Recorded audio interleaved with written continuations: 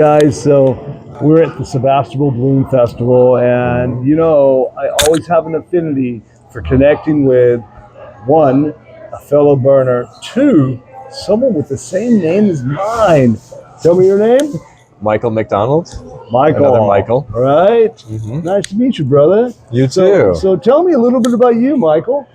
So I'm a transformational coach, and I was here just leading Identity Alchemy. I've been coaching since 2011. Beautiful. And one way I think of it is I'm professionally a good human being.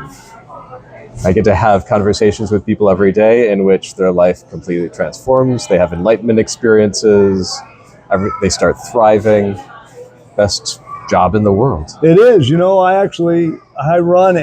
I run what's called the Transformative Men's Group in Las Vegas, and it's great to see other men and even coaches like yourself who are doing this work and helping us men to grow and to change and to shift. So on this week that we're coming up next is our topic. We're talking about abundance, rebirth, disillusionment of things that don't really you don't need anymore. So let's talk with disillusionment. And as a transformational coach, how would you describe to the audience how disillusionment of past self could show up in one's life? It's interesting, like the word disillusionment, which I don't use that often, so I'm even like tripping over saying it. I hear two things in it. One is the general trend of letting go. There's all sorts of things. There's all sorts of levels that we might need to let go of. Like there might be letting go of job, relationship, the things that no longer serve you, the things that people know that it's time to let go of, but like they just need the little nudge that it's okay to let go. It's also okay to let go of things I deal with is helping people let go of things, let go of beliefs, let go of stories, let go of circumstances, let go of parts of their life where it's not that they have a clear path where like, oh, I'm going to like let go of this and then quickly a better thing is going to hop into its place. It's actually kind of an ego death.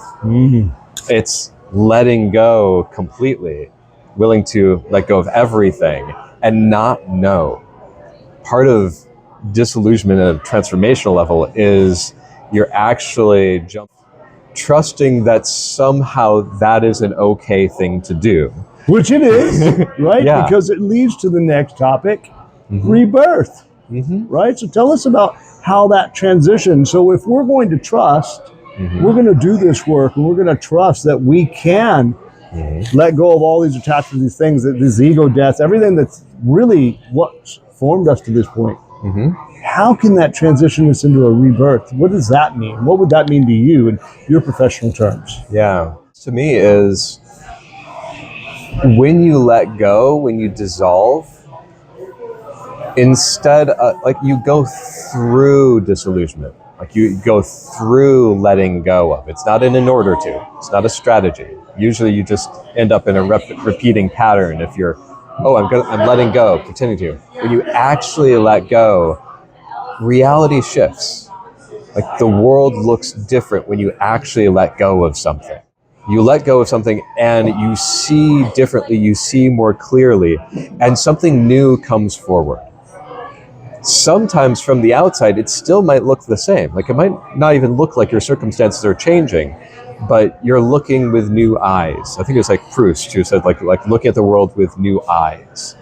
That's what we're really seeking for transformation. And it does often make it easier for life transformations that want to happen. I like letting go, and it's instead of making something happen, it's not an egoic process. It's more like allowing something that wants to emerge, and often you need to clear a space first to allow that. Like you need to flip to the blank page before new ideas show up for what to put on that blank page. Or just tear pages out of the book sometimes, right? You got to let shit go. You got to just be reborn, right? Yeah. So with that being said, if someone did and someone is, when they do, and they are working on this beautiful transformation, this work that you work with and you teach and in your profession, right? How then would you define the abundance that could come in. How would you define abundance for the work that we do for men as we're on the Transformative Men's podcast? Abundance, as I'm thinking right in relation to this process, the abundance that you get tapped into, it's not the material abundance of the world.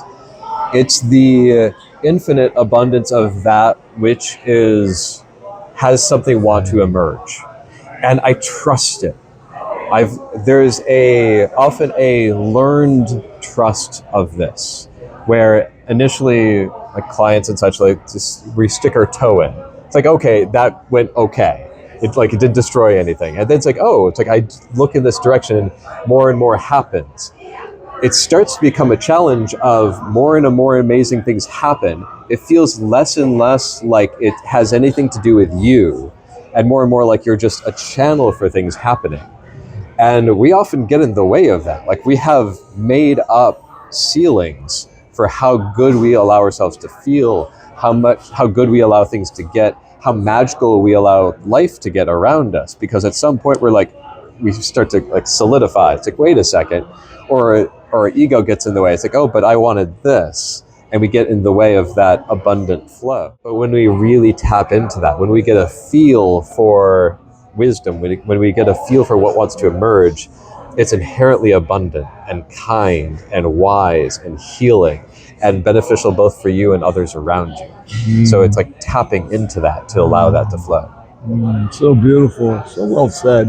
Well, brother, thank you for a great class. Thank you. You know, one thing, we didn't talk much about Burning Man. So, you know, how long have you been going to Burning Man? Since 2006, so all the official years. It's somewhere around 18, 19 years now. Wow, and you teach a class that's pretty famous at the Burn. What is it? So Identity Alchemy, which is actually the class that I just led here.